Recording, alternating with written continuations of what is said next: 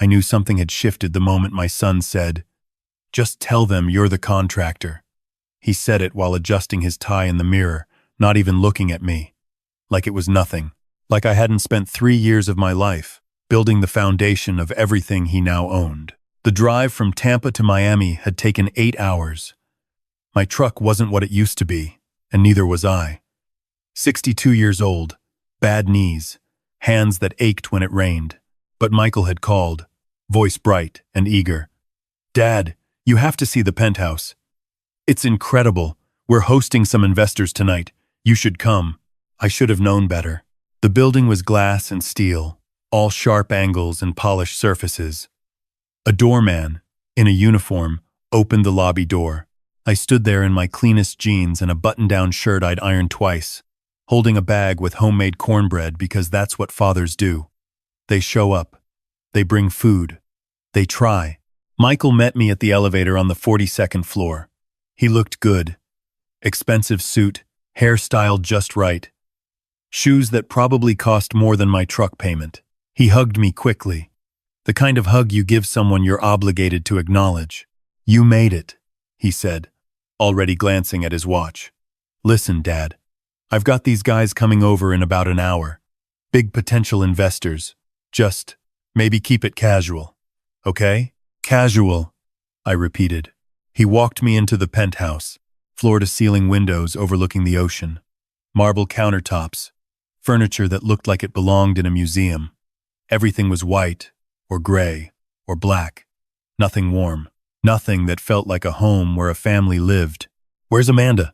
I asked. "She's at the spa. She'll be back later."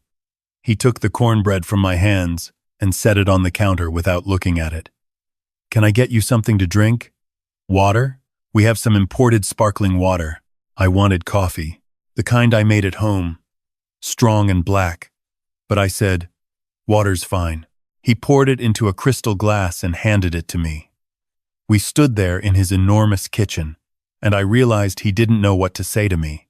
His own father, the man who taught him how to read a blueprint, how to drive a nail straight, how to show up on time and work until the job was done. "The place looks good," I said, because someone had to fill the silence. "Thanks. It's been a lot of work, but we're finally getting the recognition we deserve.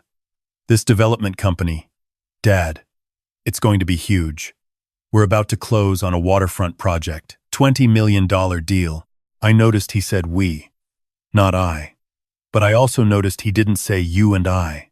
3 years ago, Michael had come to me with plans scribbled on napkins and desperation in his eyes.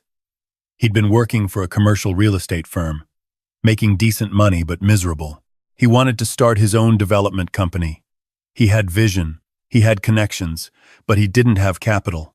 "I need $60,000, Dad," he'd said, sitting at my kitchen table in the small house I'd bought after his mother died. "I know it's a lot, but I've got investors interested.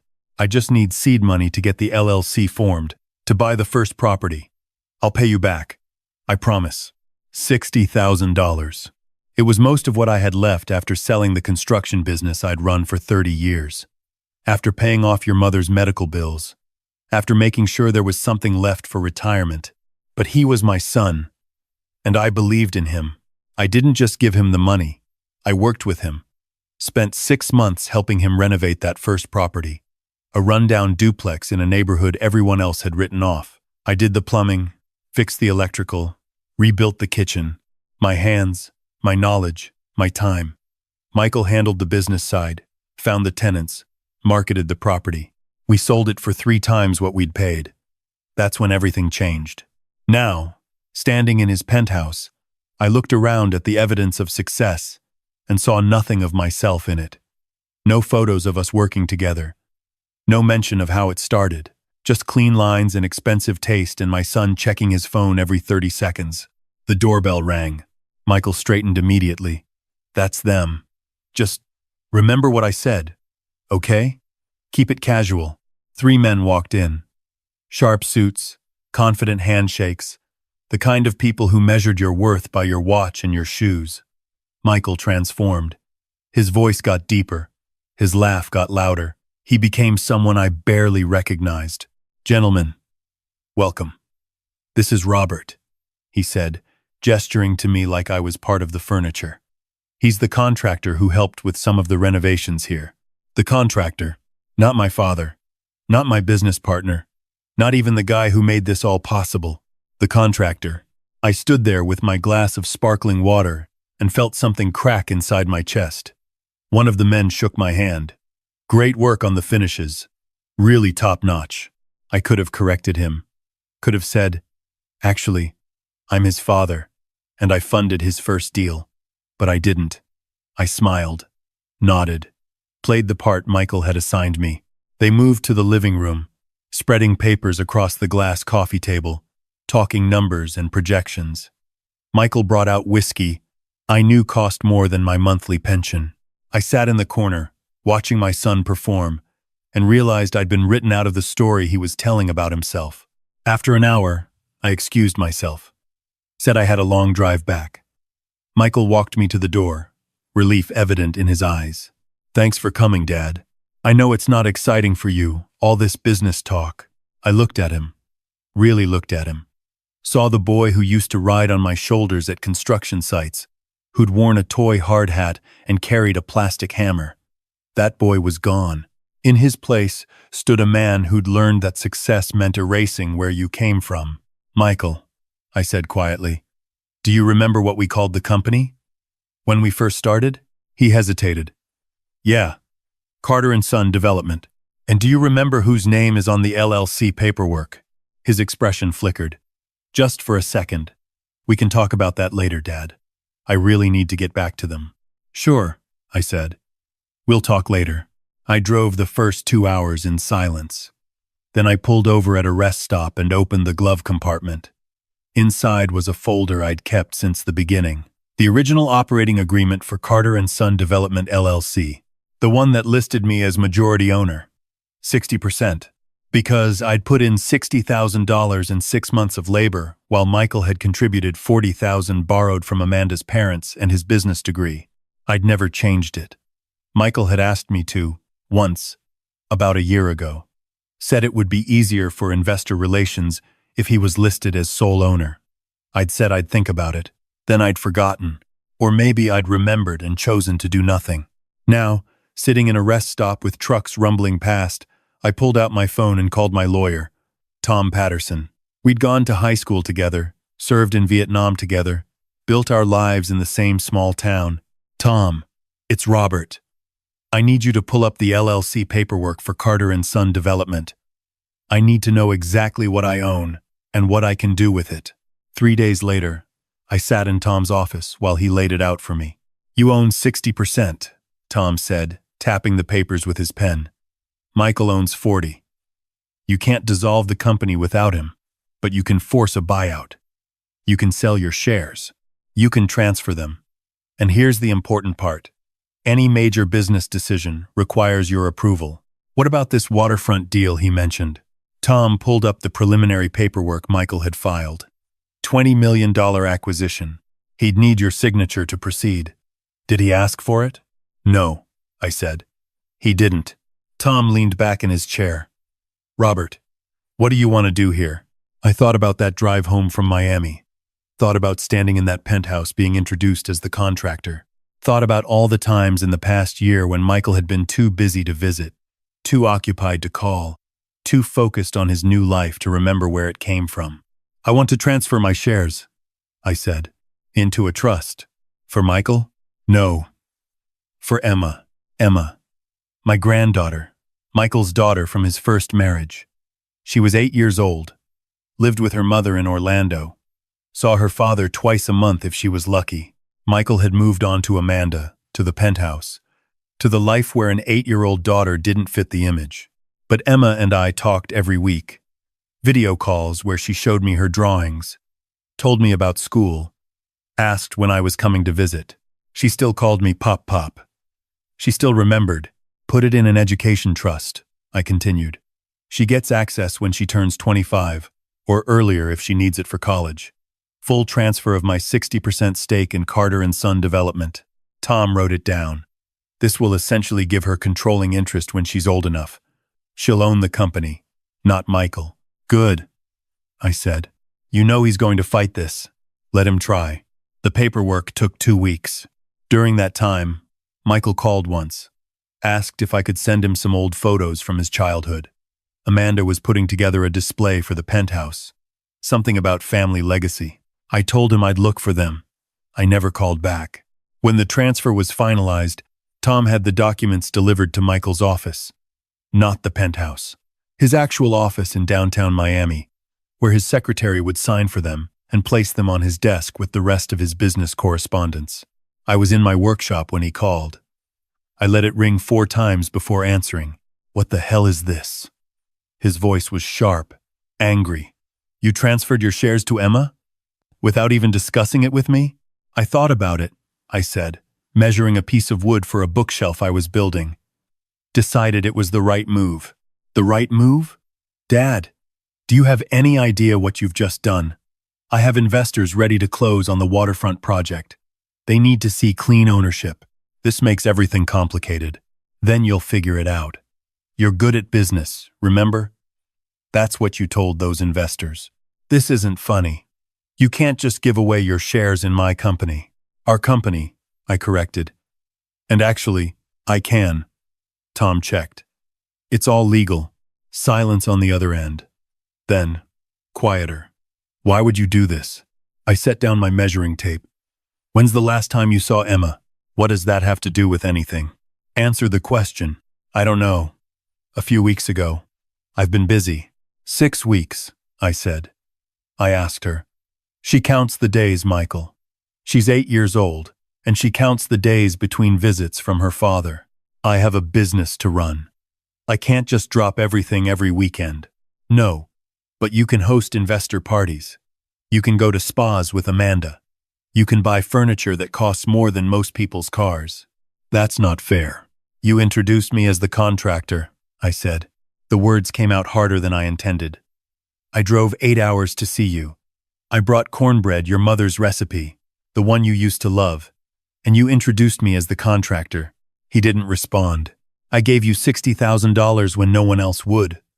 I worked beside you for 6 months. I taught you everything I know about construction, about honest work, about showing up, and somewhere along the way, you decided that wasn't part of the story anymore. Dad, I didn't mean, Emma's going to inherit 60% of Carter and Son Development when she turns 25. Until then, it's in a trust managed by Tom Patterson. You want to make any major business decisions, you'll need approval from the trust. That means you'll need to explain them to me, since I'm the trustee. You can't do this. It's already done. I hung up. My hands were shaking. Not from anger, exactly. From something else. Something that felt like finally putting down a weight I'd been carrying too long. The waterfront deal fell through. Michael called 2 weeks later to tell me. His voice was flat, defeated. The investors pulled out. They said the ownership structure was too complicated. They're going with another developer. I'm sorry to hear that, I said. Are you? Because this is what you wanted, isn't it? To punish me. No, son. I wanted you to remember who you are. I can't run this business with you holding the shares hostage. Then buy me out. Emma's trust. Make an offer. Fair market value. You know I don't have that kind of cash. Then I guess you'll have to work with the situation, I said. Same way I worked with having to introduce myself to your business partners because my own son couldn't admit I was his father. Another silence. Then, I'm sorry. For that. For how I've been. Okay. Is that it? Just, okay? What do you want me to say, Michael? That it's fine? That I understand? I don't. I don't understand how the boy I raised, the one who used to sit with me at job sites eating sandwiches out of a cooler, turned into someone who's ashamed of where he came from. I'm not ashamed. Then what are you? He didn't answer. 6 months passed. Michael and I spoke maybe once a month. Brief, awkward conversations where we both pretended things were normal. Amanda filed for divorce. Apparently, when the money got tight and Michael couldn't maintain the lifestyle she expected, she found someone who could. He moved out of the penthouse and into a modest condo in Coral Gables. Emma called me every Sunday. We talked about school, about her friends, about the books she was reading. She asked about Michael sometimes, but not as often as she used to. She was learning to accept that her father wasn't going to change. One Sunday, she said, Pop, Dad told me about the company. The one you gave me. He did? He said when I'm older, I'll own most of it. That it'll be my choice what to do with it. That's right. Did you do that because you're mad at him? I thought carefully about how to answer. No, sweetheart. I did it because I wanted you to have something that your father and I built together. Something real. Something that started with hard work and honest sweat. I wanted you to know that's where you come from. Okay, she said. Then, Pop? Yeah, thank you. 2 years later, Michael called on a Tuesday afternoon. I was in the garden, pulling weeds, when my phone rang. Dad, he said, I need to talk to you about something. I'm listening. I want to buy out Emma's trust. I've been saving, and I've got investors who are willing to back a clean acquisition. I can offer you fair market value. More than fair, actually. I sat down on the garden bench. Why now? Because I've been trying to build this business for 2 years with my hands tied, and I finally realized something. I don't want to resent you. I don't want to resent Emma. I need to own what's mine, completely. And I need to do it right. What about Emma's future? I'll set up a separate education fund for her. Same amount, different structure. She'll still have her college paid for, her future secured, but the business, that should be mine. I should have earned it. There was something different in his voice. Something that sounded like the boy I used to know. I'll think about it. I said, thank you. That weekend, I drove to Orlando to see Emma. We went to her favorite diner and ordered pancakes. She was 10 now, taller, starting to look like her mother. Your dad wants to buy back the shares I put in your trust, I told her. She drizzled syrup on her pancakes. What do you think I should do? It's not really up to me. The trust is structured so that you have a say in any major decisions once you turn 16, but I can advise as trustee. Do you trust him? Such a simple question. Such a complicated answer. I trust that he's trying, I said finally. I trust that he knows he made mistakes. Whether he's learned from them, I don't know yet. She nodded. Then we should wait, right? Wait and see if he keeps trying. Smart kid. Right, I said. Michael kept calling. Once a week, then once a month. Not pushing, not demanding. Just checking in. He started coming to Emma's school events. Not every time, but more often. He'd stand in the back at her choir concerts, wear jeans instead of suits to her softball games. One Saturday, he showed up at my house unannounced. I was in the workshop, sanding a rocking chair I was making for Emma's 11th birthday. That's beautiful, he said from the doorway. I looked up. He was holding 2 cups of coffee from the diner in town. The good coffee. The kind I actually liked. Figured you might need a break, he said. We sat on the workshop steps, drinking coffee, not talking. After a while, he said, I've been going to therapy. Yeah? Amanda leaving, losing the penthouse, having to rebuild. It kind of broke me for a while. I realized I'd been chasing something that didn't make me happy, that I'd hurt the people who actually mattered. I sipped my coffee, waited.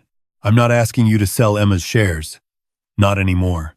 I'm just asking if we can work together. Really work together.